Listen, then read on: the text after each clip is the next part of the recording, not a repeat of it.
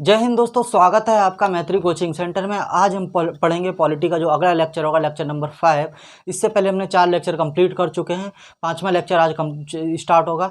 और अगर आपने वो 4 लेक्चर नहीं देखे हैं तो आप देख लीजिए। और आज का लेक्चर बहुत ही ज़्यादा इंपॉर्टेंट है, क्योंकि इस लेक्चर से हमारे काफ़ी क्वेश्चन पूछ लिए जाते हैं। तो आज का लेक्चर तो कम से कम बिल्कुल भी नहीं छोड़ना है और बहुत अच्छे से समझना है, पूरा ध्यान देना है। इसके अलावा अगर आपने वीडियो को शेयर नहीं किया तो शेयर कर दीजिए, सब्सक्राइब कर दीजिए और लाइक कर दीजिए। आज हम स्टार्ट करते हैं 1909 का भारत शासन अधिनियम। इस अधिनियम को एक नाम से और जाना जाता है, मार्ले मिंटो सुधार। मार्ले मिंटो सुधार, ठीक है। मार्ले मिंटो, इसमें जब भी आपको अगर 2 लोगों के नाम एक साथ मिले और उसके आगे सुधार अगर नाम आ जाए या फिर कोई भी अधिनियम आ जाए, तो इनमें से जो सेकंड वाला व्यक्ति होगा वो हमारा होगा वायसराय, और जो पहला वाला व्यक्ति होगा वो होगा राज्य सचिव। यहाँ तक समझ में आ गया आपको? तो इसमें जो मार्ले मिंटो सुधार है, इसमें जो हमारा राज्य सचिव होता है मार्ले होता है और वायसराय होता है मिंटो होता है। इसमें सबसे पहला काम क्या किया जाता है, जो वायसराय होता है, वायसराय की कार्यपालिका परिषद होती है, उसमें प्रथम भारतीय को भी शामिल किया जाता है, सदस्य बनाया जाता है। तो पहला सदस्य सत्येंद्र सिन्हा को लिख लीजिए। सत्येंद्र सिन्हा, सत्येंद्र सिन्हा को वायसराय की कार्यपालिका, वायसराय की कार्यपालिका, पालिका परिषद, कार्यपालिका परिषद का सदस्य, कार्यपालिका परिषद का सदस्य बनाया जाता है। कौन सा सदस्य बनाते हैं? विधि सदस्य। विधि मतलब कानून, जैसे अभी कानून मंत्री है ना, वैसे विधि सदस्य बनाया जाता है। और ये हमारे प्रथम भारतीय होते हैं। कौन होते हैं? फर्स्ट भारतीय, प्रथम भारतीय, प्रथम भारतीय। क्लियर है यहाँ तक? तो पहला आपको पॉइंट समझ में आ गया। सबसे पहला तो इसका नाम मार्ले मिंटो सुधार भी है, 1909 का अधिनियम। दूसरा, इसमें सत्येंद्र सिन्हा को शामिल किया जाता है वायसराय की कार्यपालिका परिषद में। सेकंड पॉइंट क्या होता है, इसमें पृथक निर्वाचन मंडल की स्थापना करी जाती है। सेकंड पॉइंट क्या होता है? पृथक निर्वाचन मंडल, पृथक निर्वाचन मंडल।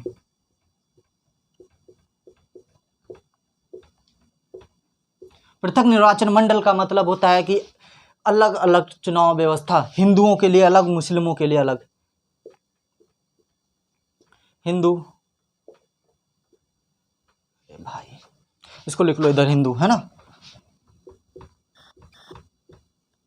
हिंदू कोमा मुस्लिम। हिंदुओं के लिए अलग, मुस्लिमों के लिए मतलब हिंदुओं के नेता अलग होंगे, मुस्लिमों के अलग होंगे। मुस्लिम के वोट मुस्लिम नेता को देंगे, हिंदुओं के वोट हिंदू नेता देंगे, ठीक है। इसके अलावा तो फिर आपसे पूछा जाएगा, कभी कभी एग्जाम में पूछ लिया जाता है, निर्वाचक मंडल, जो पृथक निर्वाचक मंडल है, इसका जनक किसे कहा जाता है? तो ये किसके टाइम पे हुआ था? मिंटो के टाइम पे हुआ था। तो इसी को बोला जाता है सांप्रदायिक, सांप्रदायिक,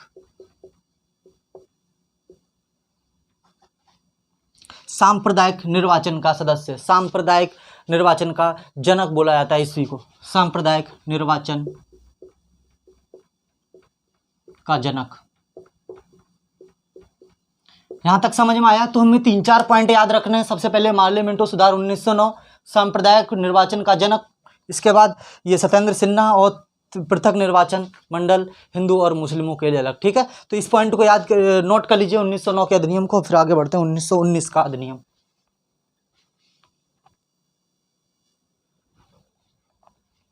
क्लियर हो गया? इसको नोट कर लिया। अब हम आगे बढ़ते हैं 1919 का भारत शासन अधिनियम।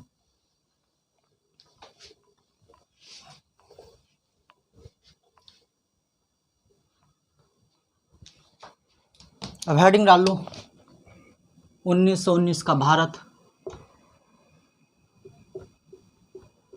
1919 का भारत शासन अधिनियम।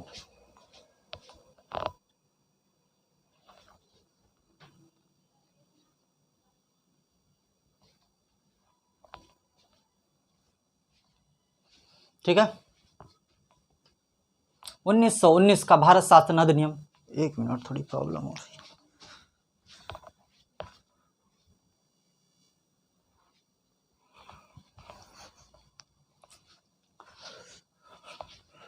इस अधिनियम को 1919 में पारित किया गया।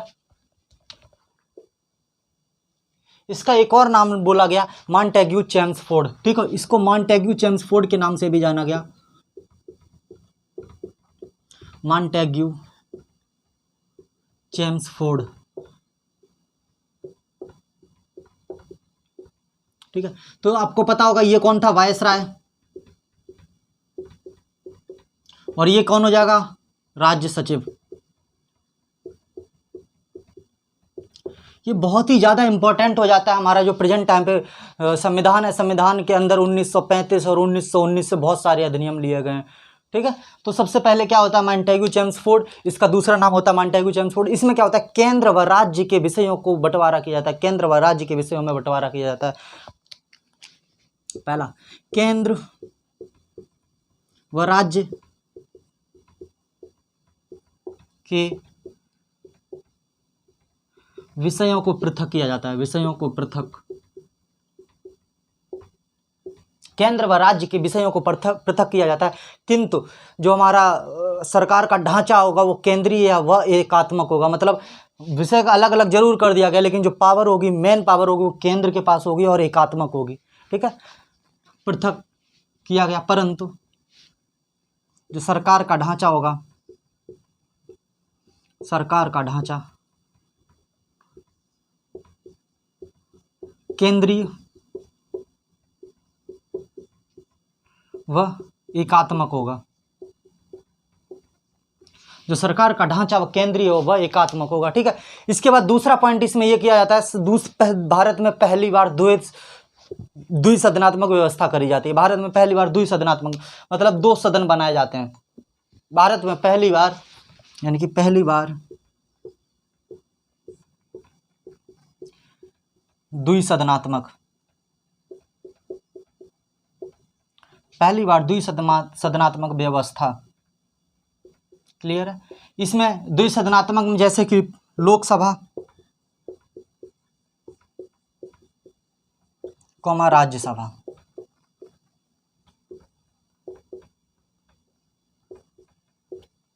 ठीक है, तो ये चीज याद रखना, भारत में पहली बार द्विसदनात्मक व्यवस्था कब की गई, 1919 के भारत शासन अधिनियम में। ठीक है, इसको जल्दी से नोट कर लीजिए, फिर आगे बढ़ते हैं।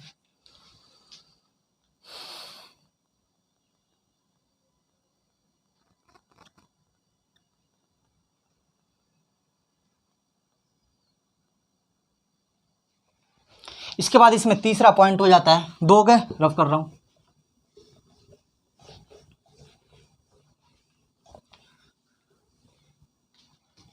तीसरा पॉइंट इसमें हो जाता है वायसराय की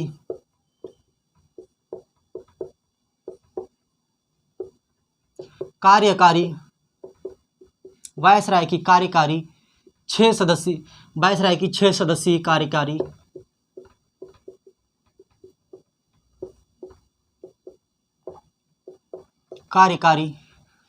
परिषद में 3 भारतीय अनिवार्य।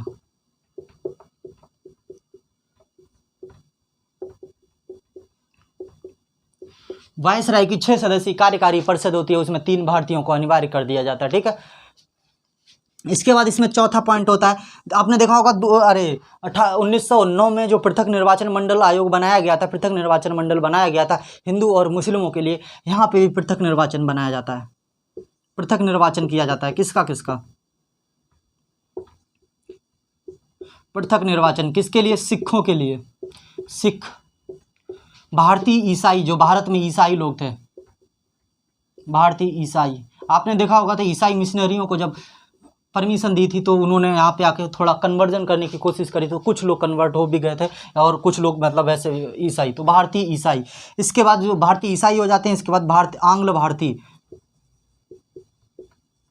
आंग्ल भारतीय, आंग्ल भारतीय का मतलब होता है जिनके ऐसे व्यक्ति जिनके पिता अंग्रेज हो और माता भारतीय हो, ठीक है, या फिर दो माता या पिता में से कोई एक अंग्रेज हो और एक भारतीय हो, उनको बोलते हैं आंग्ल भारतीय। इसके बाद जो आंग्ल भारतीय हो जाते हैं, ठीक है, तो इन लोगों को क्या किया जाता है, पृथक निर्वाचन। इसके अलावा यूरोपियन को भी, यूरोपियन, इन लोगों को पृथक निर्वाचन की व्यवस्था करी जाती है, ठीक है। तो ये दोनों पॉइंट हैं, लिख लो जल्दी से।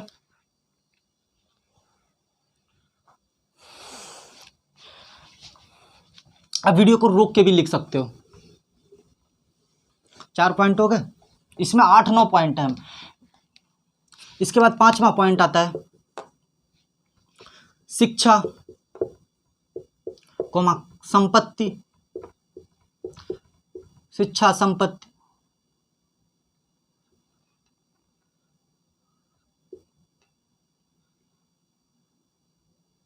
शिक्षा संपत्ति और कर के आधार पर, शिक्षा संपत्ति और कर के आधार पर मताधिकार, मताधिकार मतलब वोट डालने का अधिकार भी उन्हीं व्यक्तियों के पास होगा जो शिक्षित होंगे, या फिर जिनके पास संपत्ति बहुत ज़्यादा होगी, या फिर जो कर देते होंगे, ठीक है। तो ये लोग क्या करेंगे, ये लोग इसमें वोट डाल सकते थे, ठीक है। वोट डालने का अधिकार सिर्फ 3 लोगों को दिया गया, जिनके पास संपत्ति होगी, जिनके पास शिक्षा होगा, या फिर जिन जो कर देते होंगे, ठीक है। इसके बाद हमारा जो 6th पॉइंट आता है, 6th पॉइंट में क्या किया जाता है, जो हमारे जैसे कि आपने देख लिया होगा जो इसका कार्यकारी परिषद बनाई गई थी, इसके बाद अब प्रेजेंट टाइम पे आपने देखा होगा जो वो होते हैं हमारे एडमिनिस्ट्रेशन होते हैं, जैसे अलग अलग देशों में हमारे अलग अलग राजदूत होते हैं, ठीक है। हर देशों में इंडिया का राजदूत और दूसरे देशों के राजदूत इंडिया के जो न्यू दिल्ली राजधानी है, राजधानी में रहते हैं। तो ऐसे ही करके पहली बार भारत के एक राजदूत को, भारत के एक प्रतिनिधित्व को, भारत के एक राजदूत को लंदन में स्थापित किया गया, ठीक है। तो इसमें हम अगला पॉइंट लिख लेंगे,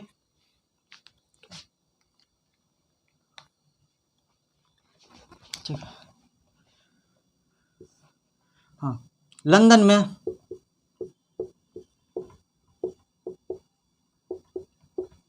भारत के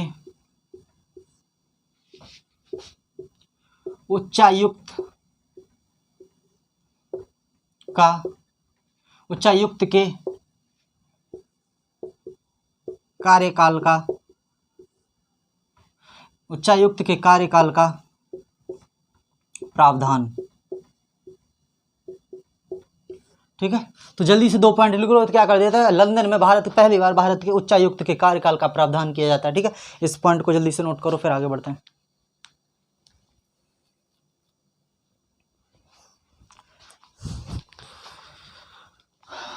5 हो गए, 6 पॉइंट हो गए। 7वां पॉइंट, 7th पॉइंट हो जाएगा लोकसभा आयोग का गठन,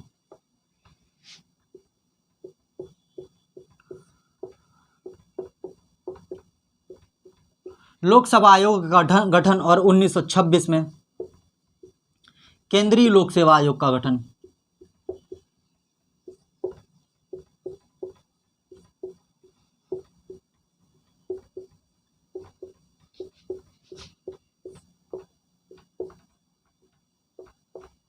ठीक है। तो लोकसभा आयोग का गठन किया जाता है। 7वां पॉइंट हमारा लोकसभा आयोग का गठन करते हैं तथा 1926 में केंद्रीय लोकसभा आयोग का गठन करते हैं। इसके बाद 8वां पॉइंट क्या होता है, केंद्र व राज्य के बजट में बंटवारा कर दिया जाता है। अब केंद्र व राज्य अपना पृथक पृथक बजट पेश करेंगे, केंद्र व राज्य के बजट में बंटवारा,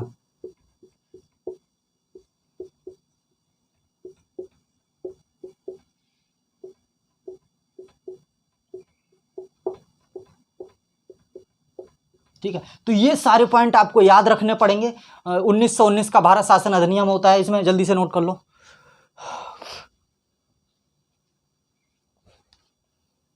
हो गया। इसके बाद इसमें लास्ट पॉइंट और लिख लो। लास्ट पॉइंट में क्या किया जाता है, वैधानिक आयोग का गठन किया जाता है। एक मिनट, लास्ट पॉइंट में क्या किया जाता है, वैधानिक आयोग का गठन किया जाता है, जो कि 10 साल बाद जांच करने के लिए भारत में आएगा कि जो भी हमने प्रावधान किए थे इनका निर्वहन सही तरीके से हो रहा है कि नहीं हो रहा है, इनका इम्प्लीमेंट अच्छी तरीके से भारत के अंदर हो रहा है या नहीं हो रहा है। तो वैधानिक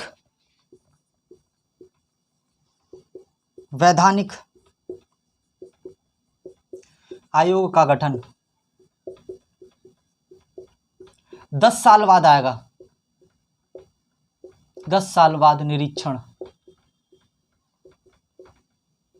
10 साल बाद आखिर निरीक्षण। और एक चीज और लिख लेना, 1919 का जो भारत शासन अधिनियम था 1921 में लागू हुआ था, 1921 में लागू हुआ था, ठीक है। तो 10 साल बाद ये आएगा और इसके बाद निरीक्षण करेगा। तो आपने देखा होगा कि 1921 में तो लागू हो पाता है और 6 साल बाद ही 1927 में साइमन कमीशन भारत आता है। तो साइमन कमीशन के विरोध करने के 2 कारण होते हैं। इंडिया में नारा लगता है साइमन कमीशन गो बैक। तो साइमन कमीशन को वापस भेजने के 2 कारण होते हैं। पहला कि पूरे 10 साल होने से पहले ही वापस भारत आ जाता है कमीशन लेके, ठीक है। दूसरा कारण ये होता है उसमें एक भी भारतीय नहीं होता, 7 सदस्यीय समिति होती है, उसमें एक भी भारतीय नहीं होता है। तो भारतीय लोग इसका विरोध करते हैं। अभी हम थोड़ा सा साइमन कमीशन के बारे में बस इतना ही सुन लो, ठीक है। तो 19 साइमन कमीशन के बारे में लिखाऊंगा नहीं। साइमन कमीशन 1927 में आया था। 1927 में सिर्फ 6 साल बाद आ गया था, इसके लागू होने के 6 साल बाद। और उसमें 7 सदस्यीय समिति थी, उसमें एक भी भारतीय नहीं होता है। इस वजह से साइमन कमीशन का क्या करते हैं हम लोग, विरोध करते हैं और साइमन कमीशन गो बैक का नारा लगाते हैं, ठीक है। इसको जल्दी से नोट कर लो, फिर हम आगे बढ़ते हैं,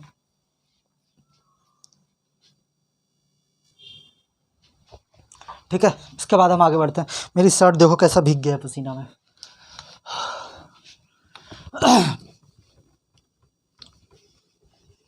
इसके बाद देखो एक सांप्रदायिक अवार्ड आता है, एक घटना होती है, एक अधिनियम है सांप्रदायिक अवार्ड।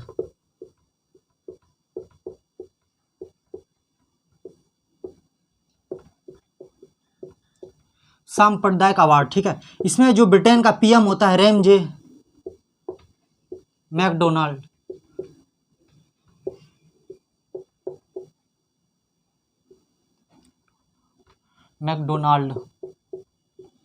रैमजे मैकडोनाल्ड होता है। ये क्या करता है, जो भारत में देखो पहले तो पृथक निर्वाचन हो ही चुका 1909 में हिंदू मुस्लिम के लिए। इसके बाद 1919 में सिख, आंग्ल भारतीय और इसके यूरोपियन के लिए, इनके लिए सबके अलग किया जाता है, भारतीय ईसाइयों के लिए। इसके बाद इसमें क्या कर दिया जाता है, ये वहाँ का प्रधानमंत्री होता है, ये क्या करता है, दलितों के लिए पृथक निर्वाचन मंडल आयोग की स्थापना करने की बात करता है, ठीक है। जब ये कर भी देता है तो फिर गांधी जी उस टाइम पे पूना के यरवदा जेल में बंद होते हैं। उन्होंने आमरण अनशन पे बैठ जाते हैं। बोलते हैं कि जो भी ये बंटवारे की राजनीति है, तो वो आमरण अनशन पे बैठ जाते हैं। फिर वो पूना पैक्ट करते हैं इनके डॉक्टर भीमराव अम्बेडकर के साथ। तो फिर पूना पैक्ट होता है, तब इसको ख़त्म किया जाता है, ठीक है। तो एक चीज़ बस इतना याद रख लेना कि रैमजे मैकडोनाल्ड था, इसने क्या किया था, दलितों के लिए पृथक निर्वाचन मंडल की स्थापना की थी। तो गांधी जी ने आमरण अनशन किया था पूना के यरवदा जेल में, पूना की यरवदा जेल में। पूना पैक्ट होता है, कहाँ पे होता है, पूना पैक्ट, याद करना,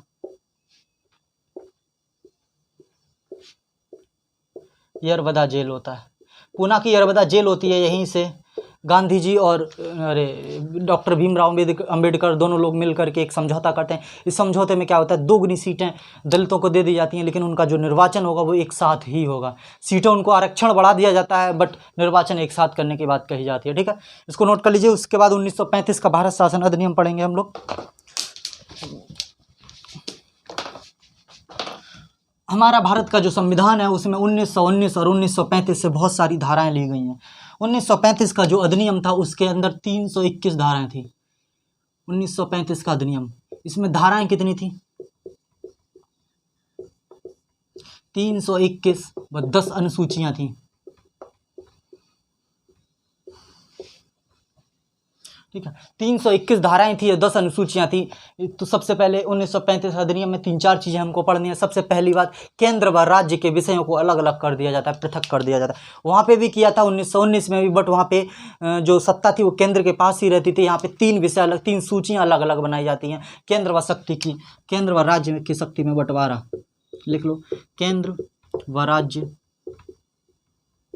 की शक्तियों में बंटवारा।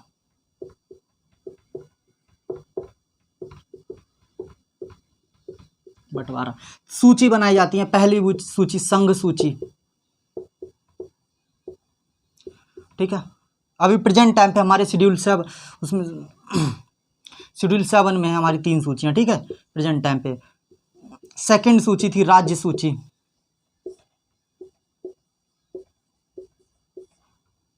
और तीसरी थी समवर्ती सूची।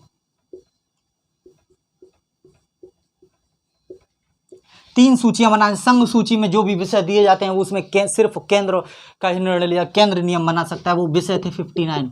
तो उस टाइम पे केंद्र को 59 विषय दिए गए थे जिस पे वो नियम बना सकते थे। राज्य को दिए गए थे 54 विषय जिस पर कि वो सिर्फ राज्य अपने विषय वो नियम बना सकता था। इसके बाद समवर्ती का मतलब होता है केंद्र व राज्य दोनों लोग विषय बना सकते, दोनों लोग नियम बना सकते हैं। इसमें 36 विषय दिए गए थे, 59 विषय और लिख लेना, ठीक है। इतने विषय दिए जाते हैं। 59 विषय पे केंद्र राज्य नियम बनाएगा, 54 विषय पे राज्य नियम बनाएगा और 36 पे दोनों। इसमें समवर्ती सूची में प्रावधान क्या होता है, अगर राज्य ने भी कोई नियम बना रखा है तो राज्य का नियम चलता रहेगा। जैसे ही अगर केंद्र कोई नियम बनाता है तो केंद्र का नियम राज्य के नियम को हटा देगा और अपने नियम को वहाँ पे लागू करवा देगा, ठीक है। तो यहाँ पे केंद्र जीत जाता है, केंद्र व राज्य के नियमों में केंद्र की जीत हो जाती है। तो इस चीज़ को पहले नियम को, पहली शर्त को लिख लो। इसमें ये और लिख लेना 21 धाराएं, 321 धाराएं थी, 10 अनुसूचियां थी और केंद्र व राज्य की शक्तियों में बंटवारा हो जाता है। लिख लो जल्दी से।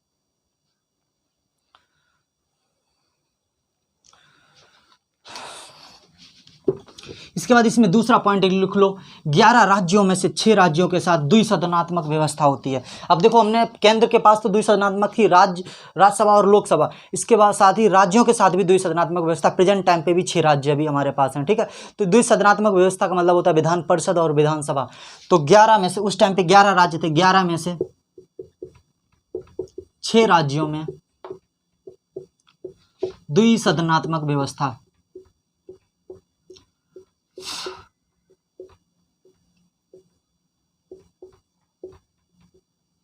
ग्यारह राज्यों में से द्विसदनात्मक व्यवस्था 6 राज्यों में होती है। उनमें पहला राज्य होता है बंगाल, दूसरा होता है मद्रास, बंगाल मद्रास, तीसरा होता है बिहार,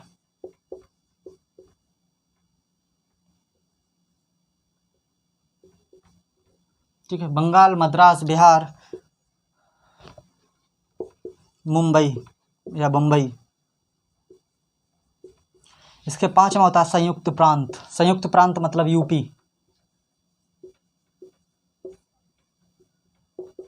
इसके बाद छठा राज्य होता है आसाम। असम। तो ये 6 राज्य होते हैं। इन 6 राज्यों में द्विसदनात्मक व्यवस्था की जाती है, ठीक है। तो आपको ये, ठीक है, ये कौन सा पॉइंट हो जाता है हमारा दूसरा पॉइंट, जल्दी से नोट कर लो।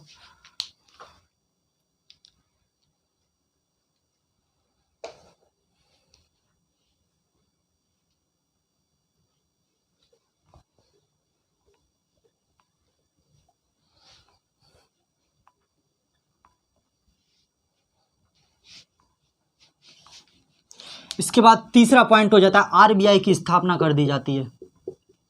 आरबीआई की स्थापना। तो आरबीआई की स्थापना सबसे पहले कब करी जाती है, 1935 के अधिनियम में आरबीआई की स्थापना का प्रावधान किया जाता है। इसके बाद 1937 में, फोर्थ पॉइंट लिख लेना, 1937 में संघीय न्यायपालिका मतलब सुप्रीम कोर्ट, पूरे भारत का, पूरे देश का संघीय न्यायपालिका की स्थापना। न्यायपालिका जिसको बोलते हैं सुप्रीम कोर्ट, ठीक है। तो संघीय न्यायपालिका की स्थापना हो जाती है। तो ये 4 पॉइंट। इसके बाद हमारा संघीय व प्रांतीय लोक सेवा आयोग का गठन किया जाता है। संघीय व प्रांतीय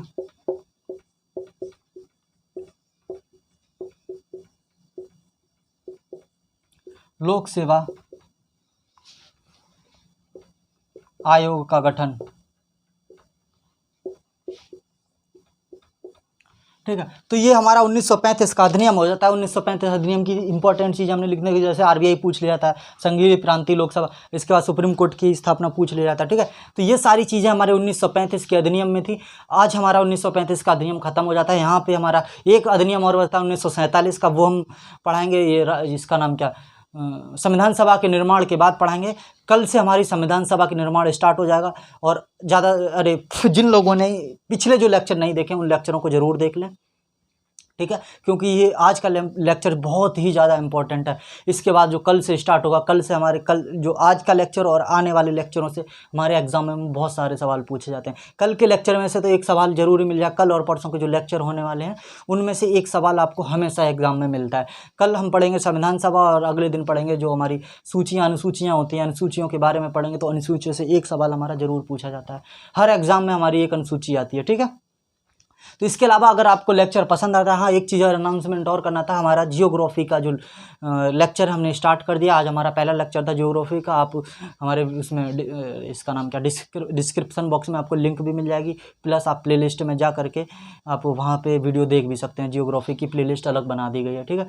तो ज़्यादा से ज़्यादा अपने चैनल को शेयर करिए, सब्सक्राइब करिए और वीडियो को लाइक भी करिए। और कोई भी अगर आपको सजेशन देना है तो आप बिल्कुल कमेंट कर सकते हो।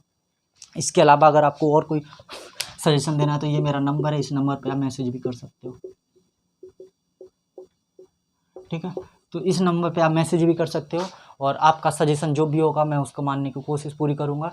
और अगर मेरी कोई भी कमियां आपको लगती हैं, उन कमियों में सुधार करने का प्रयास करूँगा, ठीक है। तो मिलते हैं अगली क्लास में। जय हिंद दोस्तों।